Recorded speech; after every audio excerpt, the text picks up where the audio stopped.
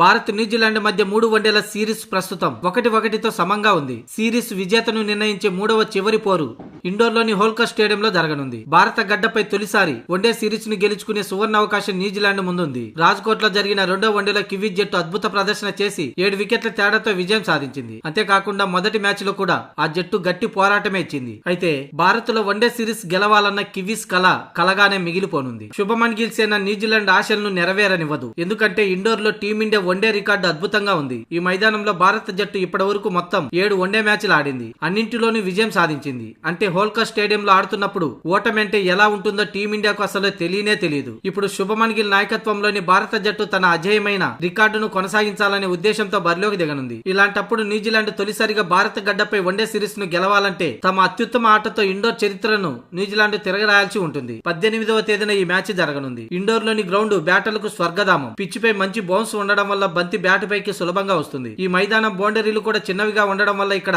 4లు 6ల వర్షం కురుస్తుంది. అంటే భారత్ న్యూజిలాండ్ మధ్య జరిగే 3వ వన్డే కూడా పరుగుల వరద పారే అవకాశం ఉంది. అయితే ఇక్కడ పరుగులు నియంత్రించడం బౌలర్లకు చాలా కష్టమైన పని. ఏది ఏమైనా ఇండోర్ స్టేడియంలో టీమిండియా ఆడిన 7 మ్యాచ్ల్లోని విజయం సాధించి ప్రత్యర్థులకు సవాల్గా మిగిలింది. ప్రస్తుత టీమిండియాకు గట్టి పోటీనిస్తున్న న్యూజిలాండ్ ఈ ఇండోర్ స్టేడియంలో గెలిచి చరిత్ర సృష్టిస్తుందా లేదా ఓటమి ఎరగని అచ్చొచ్చిన గ్రౌండ్ లో టీమిండియా విజయం సాధించి తన రికార్డును తానే తిరగరాసుకుంటుందేమో చూడాలి.